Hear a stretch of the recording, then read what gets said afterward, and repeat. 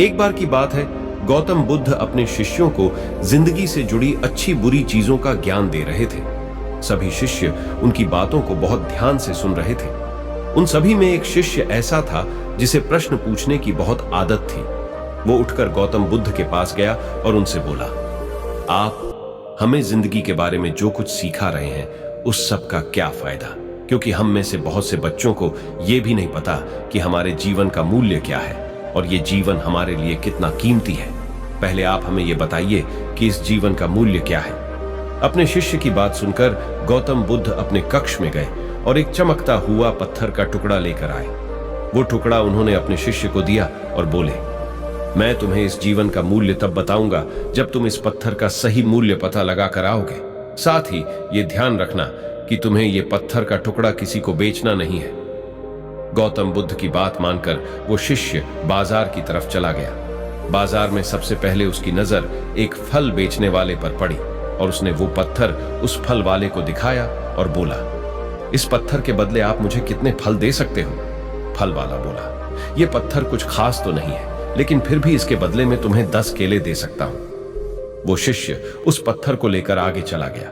फिर उसे एक सब्जी वाला मिला। शिष्य ने उस सब्जी वाले से उस पत्थर की कीमत पूछी।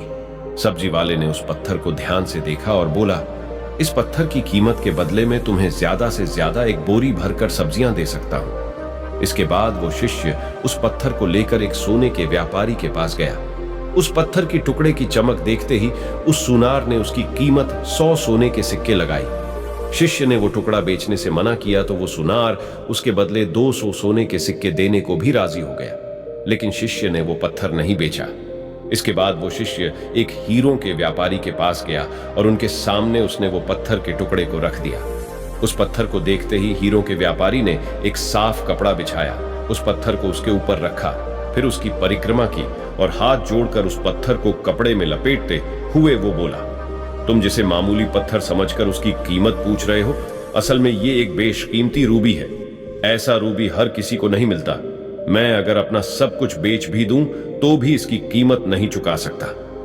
उस व्यापारी की बातें सुनकर वो शिष्य हैरान हो गया। वो दौड़ा दौड़ा सीधा बुद्ध के पास आया और उन्हें उसने जो कुछ भी बाजार में हुआ वो सब बताया। उसकी अचरज भरी बातें सुनकर गौतम बुद्ध बोले, तुम्हारे सवाल का जवाब इस रूबी की कीमत में ही छिपा है।